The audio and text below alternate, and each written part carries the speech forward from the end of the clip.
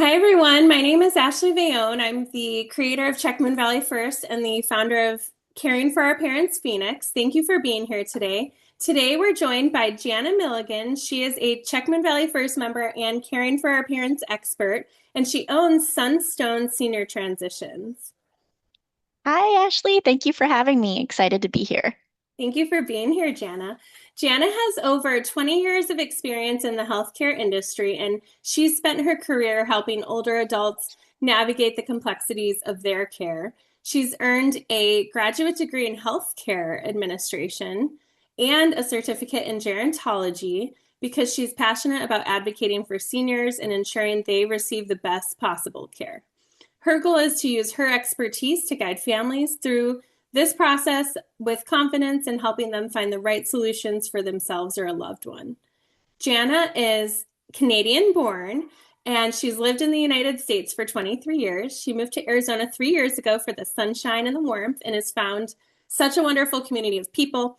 And like many families, Jana is part of what's called the sandwich generation. She has two older boys and her first grandchild. Congratulations. Thank you. And her parents. They're starting to need care and assistance. Jana, can you tell us what got you into working with seniors and living transitions and how you kind of got here? Yeah, sure. I love telling this story. So I got my graduate degree a little bit later. I was in my 30s, and when I was in college, we were kind of working through career development, and a professor kind of told us, "Hey, guys, what." Think about like forget money, forget everything. Think about something that has brought you joy and kind of make that sort of a goal for yourself. So I thought back to my days in high school. I'm not sure if America has these, but I was a candy striper at a hospital. So my mom used to drive me to this very rural hospital, and I would volunteer there. You had to wear a little like pink and white striped apron, and you'd go around and just assist the nurses with whatever. And I would talk to the older adults that were there because they had a long-term care wing. And my mom would come to get me after my shift, and I'd be nowhere to be found. They'd have to like hunt me down, and I'd be playing cards with a veteran or like doing crossword puzzles. I loved it. And Oh, so I thought about that and realized, okay, that's what I want to do. Something that helps older adults.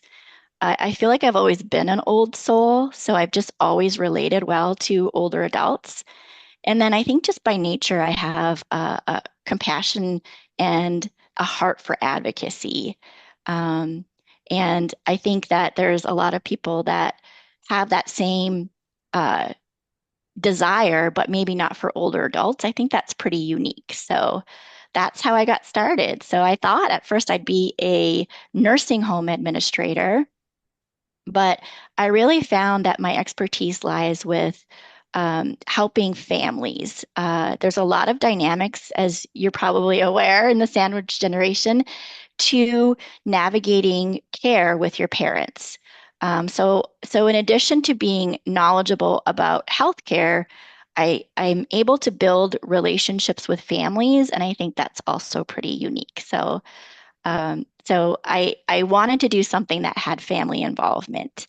I've been an administrator in assisted living level, and I've been a consultant for families and for smaller facilities. At Sunstone, our mission is to empower families with the best information and tools to make the right decisions for your loved ones. Our services are typically offered at no charge to families because we're normally compensated by the communities that we place you in. So, some of the ways that we really help advocate for families is identifying the right time. This is very critical, and one of the things I see a lot is waiting till it becomes more of an emergent situation. So we can help work with you to identify if it is the right time to start a search. And then having those tough conversations. And if you are part of that sandwich generation, chances are you've had to have some of those conversations with your loved one.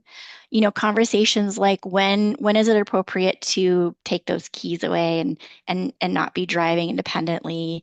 Um, uh, when is it appropriate to maybe start getting more involved in their appointments and knowing what's going on with them medically. Those conversations can have a really challenging dynamic between parents and children because of that kind of role reversal switch that happens. Sometimes it's really, really wise to have a third party, someone that's objective and understands the situation to help you have those conversations. I think we all know too that it can be very, very tough to convince or really get your parents to the page where like they understand, okay, I do need higher level of care, and we can help advocate in that way too. Amazing. I think that's so helpful to families where the parent is just not into listening to the kid because it threatens kind of their sense of self that they've had for so long. So that's Yep. very valuable. Yeah. Yeah, and then a big part of what we do is understanding the senior living options in the area, because each state can actually be quite different on the regulations and categories of senior living. So we have the tools and resources to be able to know, sometimes you're working with a parent in a different state, Mm. and we can help either connect you with an agent in that state, or we can even work across state borders. I can work across state borders. It's really up to the individual placement agency how they would like to operate. But we are experts in those levels of care and different communities. Excellent. And then very important as well, and something that families tend to kind of overlook is paying for senior living. There's still a wide misconception that senior living is covered by insurance. And in fact, for most Americans, it's private pay. So, and again, varies by state. So if you wanted to have any senior living option covered by insurance, you would have to be on Medicaid. And it's a very, very complicated process. If you are in that sandwich generation, you may have heard something about a Medicaid look back period, and there's lots of nuance and complications. So having an advocate that's knowledgeable in how to afford senior living is also paramount. So, and then of course, selecting the right provider. It's not as simple as care level and affordability because it's very unique and individualized.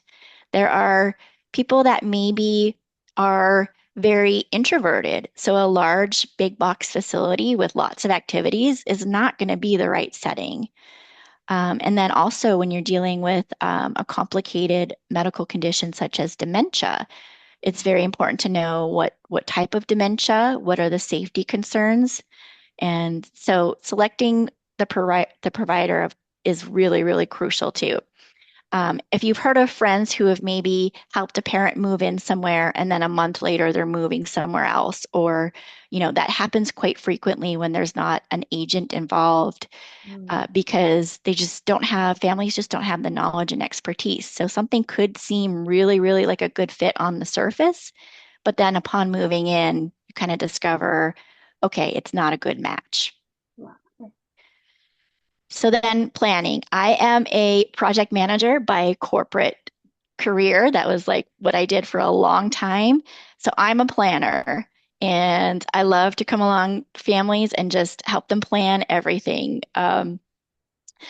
I used to do these books for families and I'd love to do it again if anyone was interested, but we called them the Croak Files, which is it was my attempt at humor with families, but like helping them have everything in order that they might need.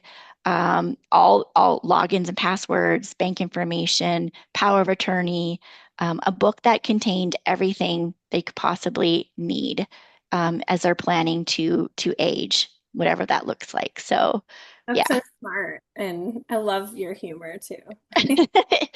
Yeah, not everybody gets it, Ashley, but I have an odd sense of humor.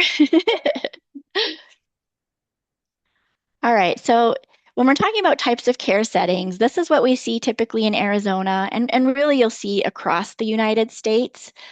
So you have various types.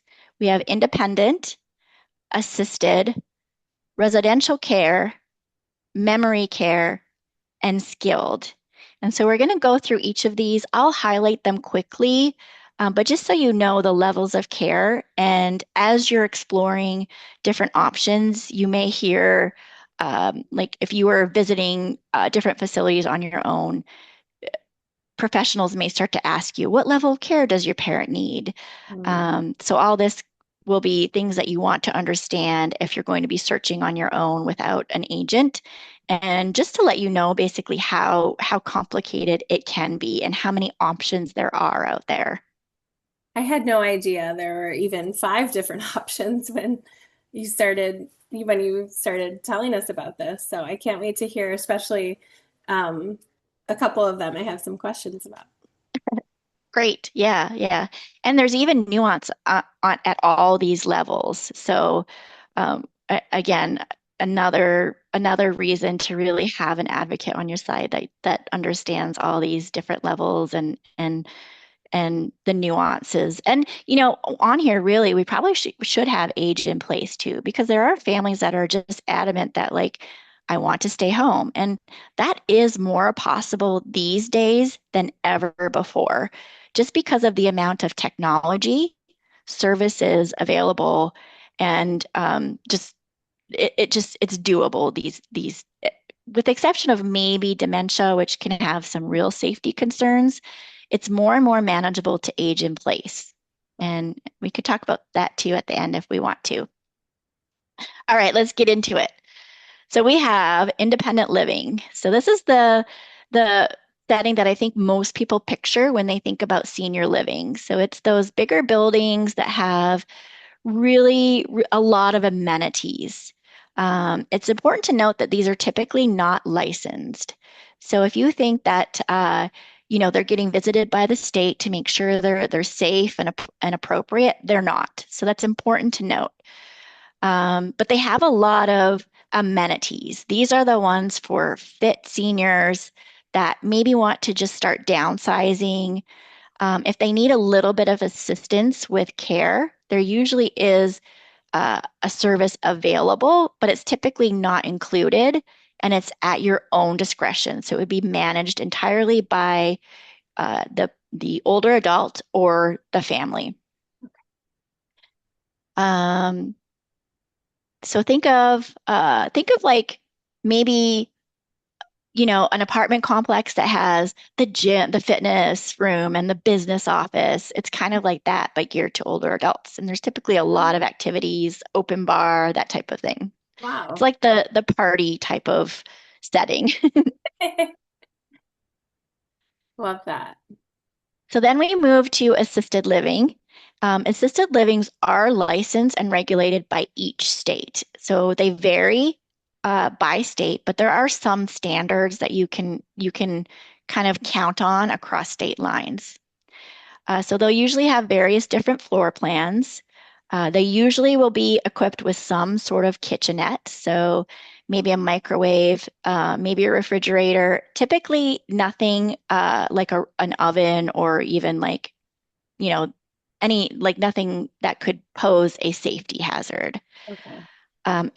It almost always includes meals, um, almost always includes care plans. So care plans would be how the staff at the assisted living assists you with your activities of daily living. And if you are in the stage of starting to look, you're going to hear activities of daily living all the time because that's how assisted livings determine how much you're going to pay is based on how many activities of daily living you can do.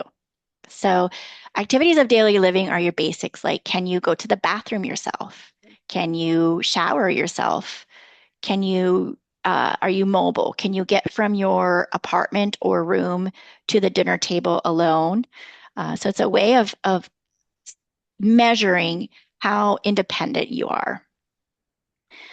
So when I am listing cost here, please note that these costs are based on national averages, and you can guess that, just knowing the United States, that there are certain states that skew or impact that national average quite a bit. But here in Arizona, we are pretty on par with the national averages because the cost of living in Arizona is higher than many other states. Okay. So you're looking at Arizona, California, New York. Cost is higher in those types of states. And again, care plans are based on the amount of assistance needed with ADLs. And so your care cost and some organizations will break out care costs in Hmm. their admission process, but some it's grouped into just a monthly rate. Okay. It varies by facility. So with assisted living, think of when mom or dad starts to use a walker, when they're a little less mobile and independent. When one thing to note here is if you are working with your parents and maybe you're starting to realize toileting might be more of an issue. Okay. Those are the first sort of things you start to see is ambulation and the ability to toilet and keep themselves clean. Okay. So if you're starting to notice that with your parents, assisted living might be the more appropriate setting. Good to know. I've seen too, are there any facilities where they have independent living and assisted living that you can kind of transition into assisted living when the time is right? Yes, that's a great question. So when I meet with families, this is the plans that we talk about, right? So for instance, I have clients where it's a husband and a wife, and they have different ADL capabilities. The woman, the wife, and then generally this is what you'll see is a lot more independent and a lot more able-bodied. And the husband has some issues and challenges. So when I'm developing a plan with families, that's what we look at. Do you want a place where they only have to move once and then the supports are added to it? Or do you want a plan that, okay, for this stage, we're going to live here because that's what suits them. And then later, we're going to look at something else. So this is a type of planning. Like, for instance, with my parents, they were still so independent that they decided to just downsize into a regular apartment, not even senior living. But that's what they wanted, and that's the plan we made with the next step being get move them closer to my sister and I. And that's a common thing we see too is families moving to where usually the daughters are for the support and care they need. So yeah. But for a lot of people, they want to be able to make one move and it be their final move. So if that's the case, then yes, you need to find a place that um, grows with you. And then I always look for a place that would either can do hospice themselves or partners with hospice so that they can actually finish out their entire journey in one place rather than having to keep moving. Okay. So memory care, again, licensed and regulated by each state, and it's designed for adults with cognitive impairment. So usually Alzheimer's dementia, but there are other types of dementia too. And Parkinson's are really the things we see often in this setting. So in this setting, it's designed to support safety. So you have to think of it being locked, which for some people is a no-go. Some families just don't want to have to deal with that. And I do have a solution for that as well, because I get it knowing that mom or dad is in a locked community can be tough to deal with, but also safety concerns of someone wandering. So you have to kind of balance that. Mostly they are smaller rooms because when there's cognitive impairment, it's not as important to have like all the amenities. What's most important is for them to have a space that seems familiar. So when I work with families that have a family member with cognitive impairment, I try to bring as many things from home as possible that they have sentimental attachment to, so that something is familiar to them. So a lot of times it might be their personal recliner, family pictures, things that they're attached to that will bring them comfort. Um, in these homes, in these facilities, there's usually full support with nursing on site. So another thing to note is the level of nursing involvement varies by state, but in most states for assisted living, a nurse is not required to be on site. It's very important to note that because I think there's a misconception among families that there is um, that option, but it's not always the case. I advocate for nurses on site, so it's a question I always ask. But in different states, it's not a requirement, and it's something to be aware of. So for memory care, though, pretty much across the board, it is a requirement to have nurses on site. They manage the medications, and there's caregivers 24 hours a day awake. Because if you're familiar with dementia, there is a common phenomenon called sundowners, and it also can be common for older adults to switch timelines. So they'll be awake more at night. It's just something that happens, particularly with Alzheimer's. So it's important to have staff that are active and up at night to either engage with the resident and also to be uh, for any safety concerns. So in the Phoenix area, this is going to cost you about 6,000 to 10,000 per month. Again, it will depend on the level of care that's needed and that facility's admission agreement. And again, the care plans are based on the amount of support needed. That's memory care. One thing to note about dementia as well is we're going to see a huge increase in the number of older adults diagnosed with dementia.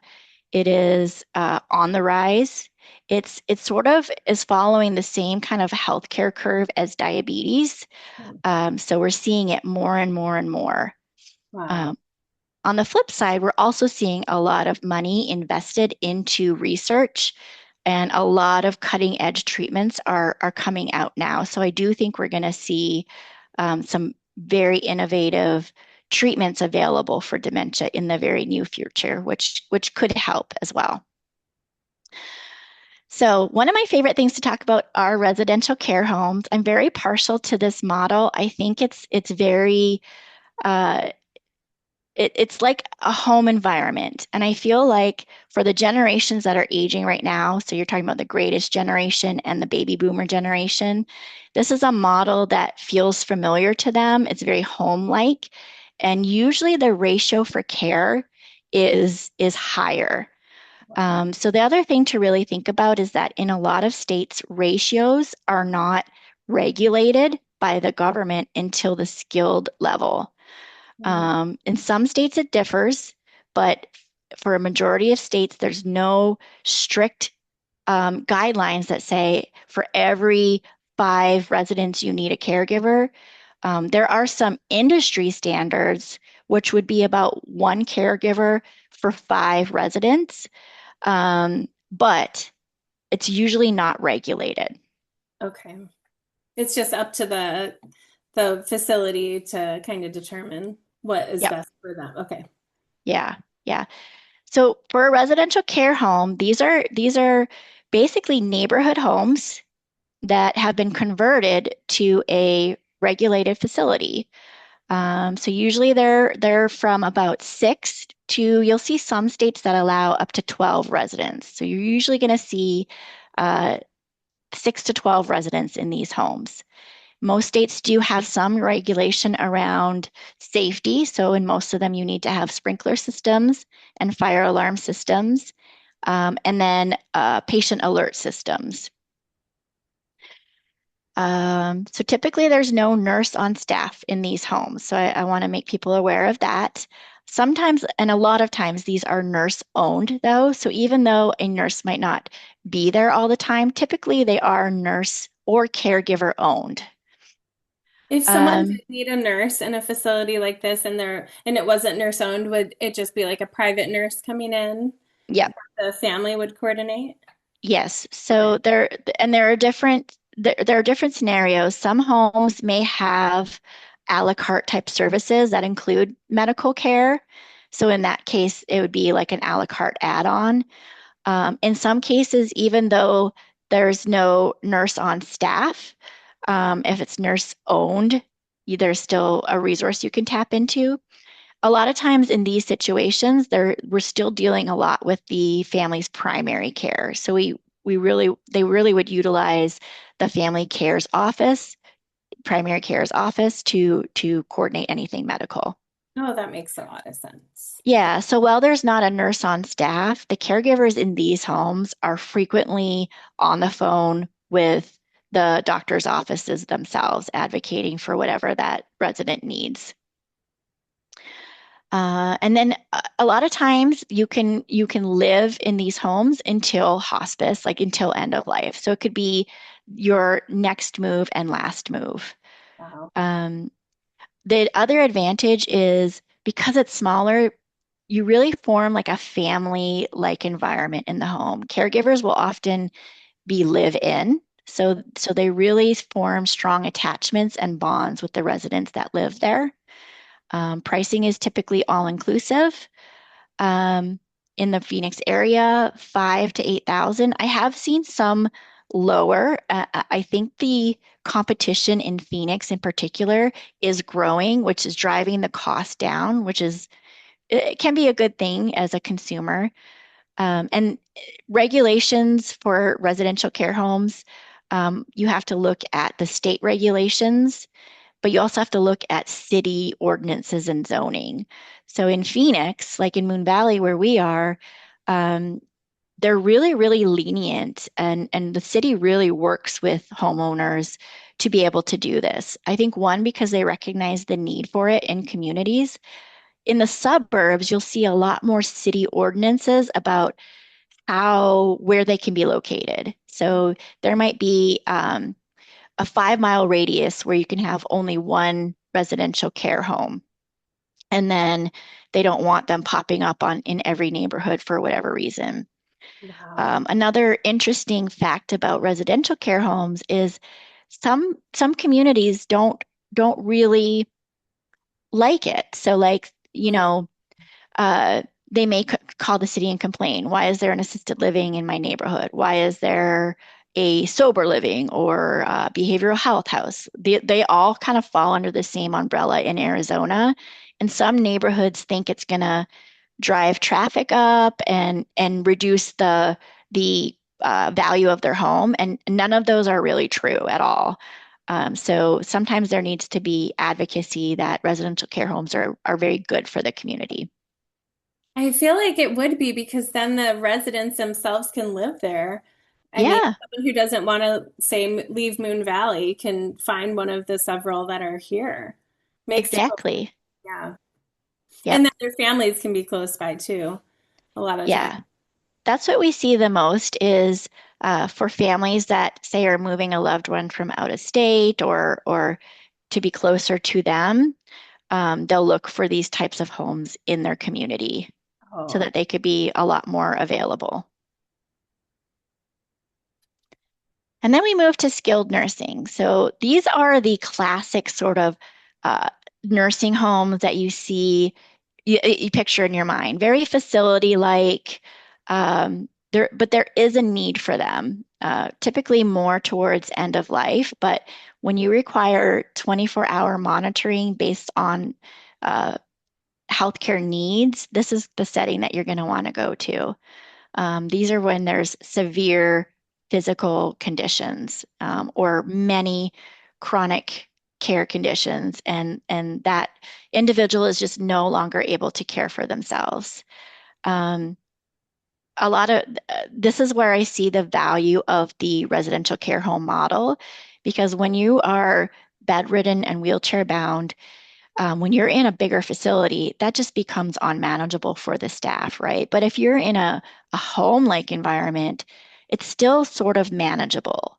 So if you have a loved one who already has some kind of chronic care needs, and you're seeing like there's probably going to be that progression towards a skilled nursing need, I would normally advocate for a residential care home setting so that they can stay in one place and not have to keep moving. So mm, that's something to consider. okay. We're seeing more of a trend of not as many people needing to be in a skilled nursing facility anymore, just Hmm. because of the advances with technology and medication, and with the increase of these residential care homes as an appropriate setting for them. We are seeing skilled nursing need go down. And in response, a lot of skilled nursing facilities have also started to add rehab services. So, rehab services are when mom or dad, typically this is what I see, have a fall, right? And so then they go to the hospital, they get their injury fixed, but they're not quite ready to go home because they can't really ambulate as much or bathe themselves. So they'll be approved by their insurance to go to a rehab facility to work on those things before going home. Or while they work with someone like me to find what is the appropriate setting after their rehab stay. So typically we see that more often now than really someone needing skilled nursing and moving into a skilled nursing facility. Cost obviously is way higher just because of the amount of care needed during this time frame. I've actually seen it as high as in the $20,000 per month. Wow. Um, it says that it may be covered by most insurance companies. That's really related to the rehab. Rehab costs are usually covered. This is that Medicare window, 60 to 100 days can be covered. And then what usually happens is people will end up on Medicaid at this stage. Mm. Um, and then Medicaid does cover skilled nursing once you qualify. But again, if you've been in that situation, there's a lot of nuance to Medicaid. It varies by state, it varies by income level. There's just a lot of things to keep in mind uh, if you think that Medicaid is going to cover uh, senior living options. In most cases, it does not, even at the skilled level. Are there certain skilled nursing homes that are like only for people who have Medicaid? Or like, I feel like I've heard that with a couple of family friends who have placed their loved ones. Yeah, yeah. So almost every skilled nursing facility will accept Medicaid and private pay. But just given the nature of skilled nursing, by the time someone needs that level of care, they've typically exhausted a lot of their personal assets and qualify for Medicaid anyway. So most skilled nursing facilities will accept Medicaid. There's very few private pay, with the understanding that by the time someone needs that level of care, they're going to be on Medicaid. So we better, participate with them so we can get paid. In Arizona, there also is assisted living levels Medicaid coverage. But again, there's a qualification process for that. And at that level of care, you're going to see uh, like there's a lot of semantics involved in getting Medicaid to pay for it. Okay. And at that level, there would be a Medicaid accepting facility. Mm. If you wanted assisted living to be covered by Medicaid and you called a couple facilities, you're going to find that they're most likely going to say we don't accept Medicaid, or we accept it on a case by case basis. Mm. And that case by case basis is going to be factored by what will Medicaid reimburse me, because it varies based on their level of need, and how many staff support am I going to need for this individual. So if they were in a wheelchair, for instance, and a smaller facility was going to have an extra caregiver, they might not accept you for admission under Medicaid reimbursement because it's just not enough to justify the business case, unfortunately. So, but a great question, because again, it's something to really, really think about having a professional advocate for you that understands, hey, which facilities even take Medicaid at the assisted living level.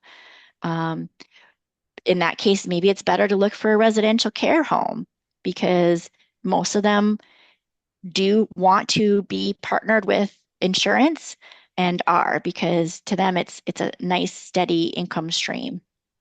And So, but yeah, great you help question. families with that. Mhm. You can help, yeah.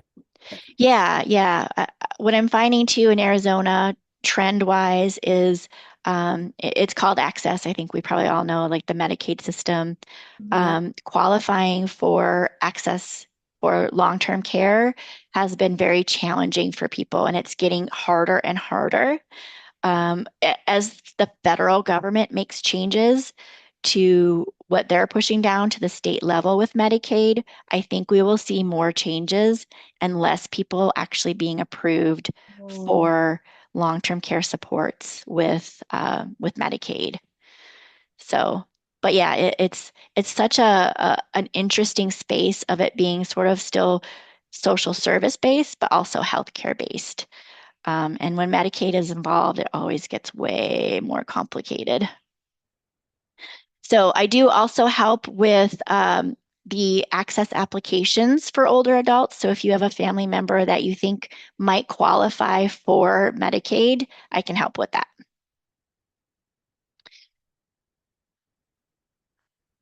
So I wanted to spend a little bit of time, and I also, um, I don't know if we still want to leave time for questions at the end, Ashley, but I wanted to go over a little bit about understanding levels of care.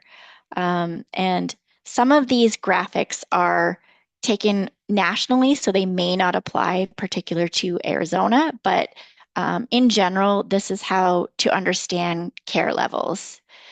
So in assisted living, you're basically going to have a base rate. And your base rate should include all of these items. So you're talking about rent, utilities, food, housekeeping, laundry services, transportation, and activities. And then based on your square footage, this is kind of the national average cost you're going to see. So I think it's a great uh, graphic to kind of show what to expect. definitely. So then, all states have some version of this, okay? This particular graphic is based on California, which uses a point system to their levels of care. Arizona does not use a point system, but they do have these three levels. So level one is basically when you need some help with ADLs, medication management, bathing assistance, but really minimal hands-on care. And typically we're seeing nationally that at this level, the care portion of your stay is around $900 to $1,200 a month. So in Arizona, typically you'll see this called supervisory. We Hmm. call it supervisory care because they're generally independent, but maybe need some reminders, maybe need someone to just check and make sure that they've done, what they need to do. Then at level two, we're looking at medication management, bathing assistance, cognitive support, daily assistance with dressing and grooming.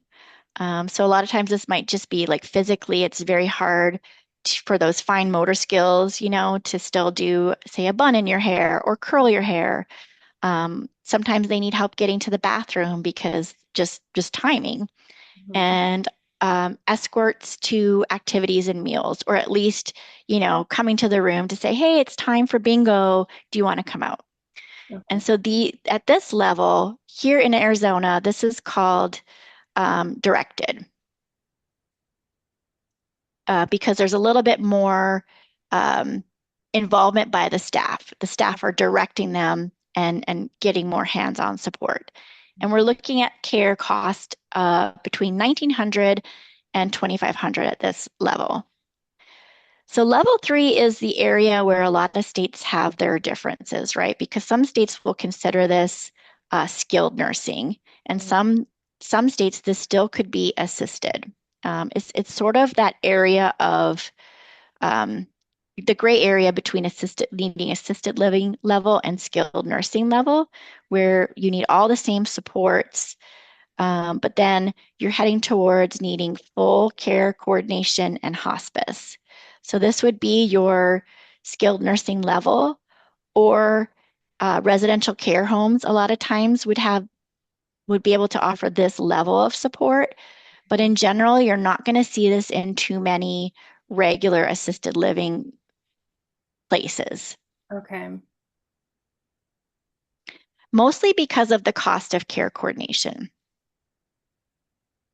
So then this is just kind of showing you um, what you might see if you were to start researching on your own. You'll see some places with at the independent level and assisted living level offer these a la carte services.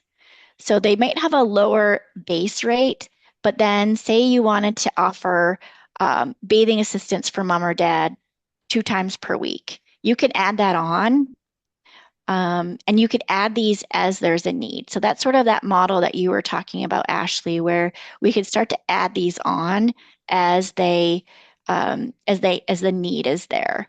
So grooming would actually be pretty rare to see in most facilities, to have as an a la carte. Typically, what you'll see is someone will come in weekly and it's just self-pay. So if mom or dad wanted to go get their hair done, they would just be responsible for the cost themselves. But Okay. once in a while, you'll see that they want to offer it as a service because maybe they have a hairdresser that they know of that they want to bring in. Okay. Same with escort assistance. So this would be taking residents to appointments, taking them to the movies once a month, something like that. Okay. Um, and then some will even break out dressing because say you move in and you're independent with dressing, so you don't want to be paying for something you don't need yet, you can add that on at a later date. I do anticipate that we're going to see more of this in the future because needs vary so individually that this is a much better model, in my opinion, to suit the individual needs of residents.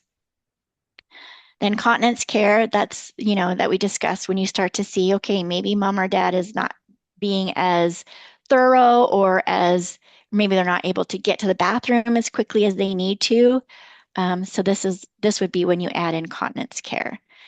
And again, this is for places that instead of doing a all-inclusive monthly charge, they're going to give you a lower base rate, and then you add on these services as you need to.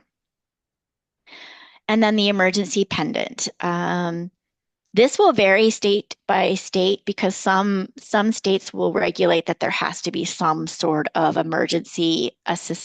system in place. Mhm. Um, in California, where I think this graphic is from, it is actually a requirement, and in Arizona, it is not a requirement. So, um, again, another reason to advocate for residential care homes where that the area is small and there's much higher staff to resident ratio typically. Okay. Oh, I'm running out of time, Ashley. Okay, this Okay. is so, I mean, I've had no idea there was even a la carte cost that could be added to care. hmm It's so amazing. Yeah, yeah. Everyone has thought of everything needed. Yeah. So this is for I could skip over these because we've kind of gone over this, but I want to go over my recommendations as part of today's session because I know that even though I recognize the value of my services, that not everybody is going to use a placement agency. So when you're doing this yourself, these are my recommendations. Start the process early before there is a crisis. And I'll sound like a broken record because in the field, I see this all the time. I saw it when I was assisted living administrator, families waiting until there's a crisis to start the process. It's critical to start early. Um, so if you think mom or dad is heading that way, I would start researching your state or the state they're going to be living in sooner rather than later. It's so much easier to address it when everyone can still think clearly and it's not some Yep. hair on fire type of situation. Yeah. Secondly, and I'm a big advocate for this, but involve the prospective resident as much as possible. The caveat to that is when there's dementia involved. In that case, a lot of times it's better to that they don't know as much because it's just it's a battle you don't want to have over and over again, and you're going to have the same conversation because of that dementia that you just it's just not appropriate.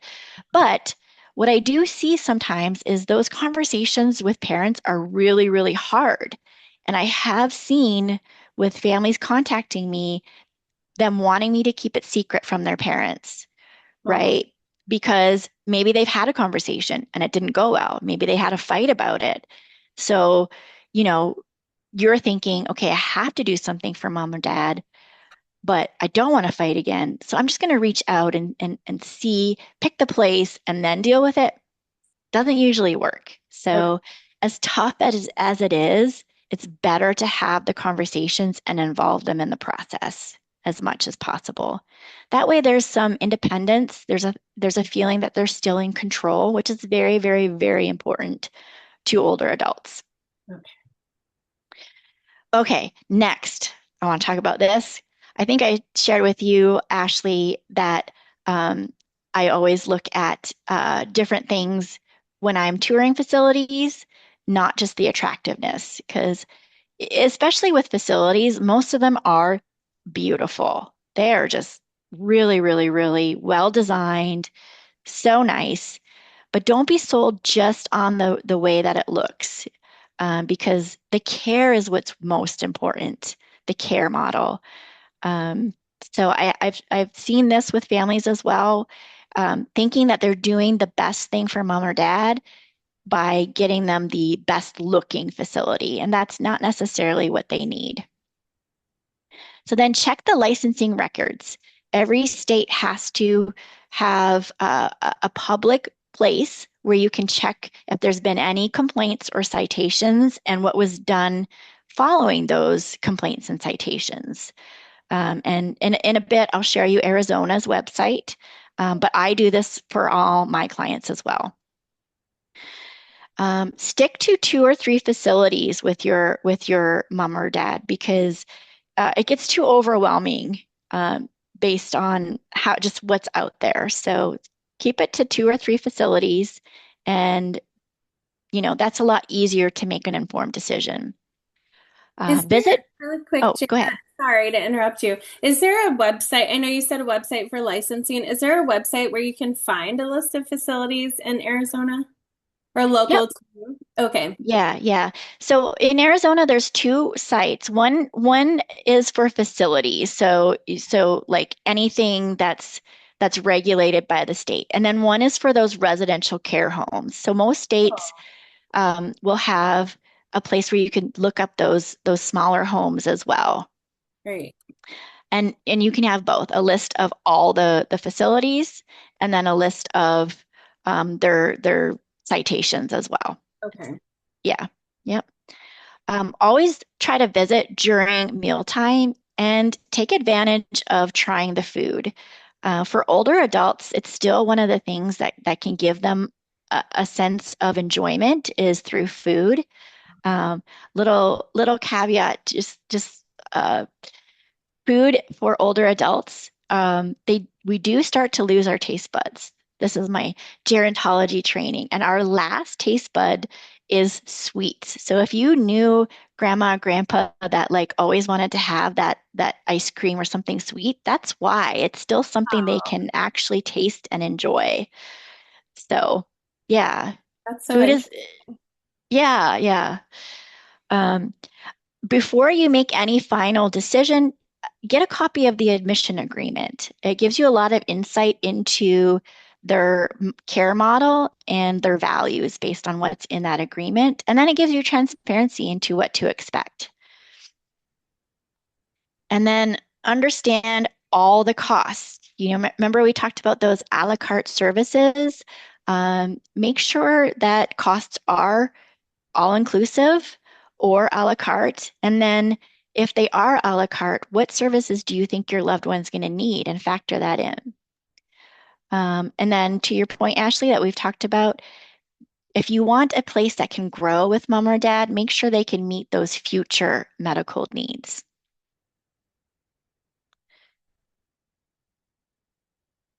Okay,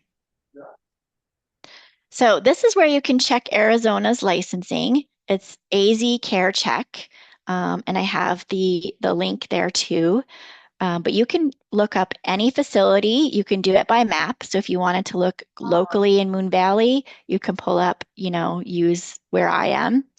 Um, and I'm on here frequently looking at what are the citations. I review them and I summarize them for the clients that I work with. Some may seem like scary citations, but I can break it down for families like, okay, this is what that really means. And I, I'm a little bit more holistic about complaints and citations because I understand there's nuance there. Do they all have a citation, basically? Mm-mm. No, not some of them don't. No, yeah, yeah. There are some that are we call them deficiencies in most states, but there Okay. are some that are deficiency free. Those facilities are usually the ones that will tout that, so it'll be on their website or it'll be included in their marketing that they're deficiency free. Okay. I personally, in my business, keep um, like a, I guess it's like a CRM of all local facilities. Mm. And before I tour, I always check to see if there's deficiencies or complaints, and I update my own registry. It just because it has information for me too. Like, for Mm. instance, I'll make notes on my tours, what I like and don't like about that place, and who I think it would be suitable for. Um, yeah, that's a Those, great question, though. Okay. And so I wanted to give you a screenshot of what it can look like to look up a facility. oh, Um, so uh, this screenshot is also actually from the California. It's from California, but you could see California does their citations in two categories, and this particular facility has quite a few citations. Uh, But just to tell you that, this is the type of information that you'll see when you're looking on your own, or if you have someone advocating, they'd be going into this and summarizing it for you. You could also see that this particular facility is on probation, which means the state will be visiting them regularly until they clear up some of these citations. Okay, great resource. so really quickly, because I know we're running out of time, I want to talk about this types of citations because usually you'll have two different categories. So in California, you saw that they were type A, type B. The most serious is when there's an immediate risk to the health and safety of a resident. So this could be that you know, there was a lack of supervision. A lot of times you'll see this when there's supposed to be a caregiver awake at night, but they've been caught sleeping. Water is a huge. We've talked about this a little bit, Ashley, but open bodies of water. So like say, it's a memory care and there's a ungated pool in the back, that's going to be a huge uh, risk. Lack of fire clearance and safety. So, like, um, no matter what size facility you are, even if you're a residential home, you need to have a clear uh, escape route and a clear evacuation plan. So, if the state comes in and you can't demonstrate that, Mm. that's an immediate risk to the health and safety of your residents. And then the other types are for um, violations that if they don't get fixed, they could pose a risk, but aren't necessarily immediate. So a lot of times this is when uh, we look at documentation. So if you're doing medication management and you don't have good records that you gave medicines, that's going to be a citation because if you didn't record it, how does the state know that you accurately gave medications to your Right. residents? Um, so these are the things I like families to look at. And then real quick, how I help, little plug for myself. So, um, like I said, I have experience in gerontology. I have my certificate in gerontological studies, so I'm very familiar with the aging process, and I have tons of experience working with older adults. Because I've worked in healthcare for a long time, I'm very, very thorough about reviewing complaints and citations, and I understand which ones are critical and where the nuance is. So one thing that people don't really know is that we can negotiate on your behalf. Emission agreements aren't set in stone, and there often is room for negotiation with big facilities and small facilities. So that's one thing that I like to do for my clients. And then also having that network of other resources available to you. So, a lot of times, it's getting legal involved so that there's power of attorney. Um, uh, like like Julie on this call, having realtors that can help with selling the house and downsizing. I give all my clients a customized report of recommendations and why I'm making those recommendations. The other thing, I'll share an anecdote of a family I recently worked with where they were dead set on moving mom and dad to the East Valley from the West Valley because one of the daughters lived in the East Valley. As I got to know the family, I advised, I don't think that's a good choice for you. And the reason is mom is still so independent. She still drives. She goes to church. She has community in Glendale. So you're going to be removing mom from everything she knows that gives her joy right now and meaning. And they listened to that advice and moved their search to Glendale so that their mom could still have that same quality of life while she can enjoy it. So those are things that maybe families don't think of as much. They're more concerned with like, I'm the daughter, I'm going to be the one taking mom to appointments, so I should move them close to me. And it's not always the best option. Then the review of admission agreements. As with any agreements, uh, there can be fine print and there could be things you'll want to be looking for in an admission agreement that someone like me can help with. But most importantly, assistance with any and all barriers during the transition. Because if you've started looking for mom and dad and are dealing with aging parents, there's barriers all along the way, right? The home is a big barrier for many reasons. And we're talking about physical, health, financial, but also social barriers, right? That dynamic with mom and dad, having an advocate that can help have tough conversations. Because a lot of times the parent themselves can be the barrier. So it's how do you convince them that it's time? And having a professional involved is really what can make that difference and get mom or dad to a place where they need to be before you have that crisis where that now they've fallen down the stairs or now they've done something unsafe.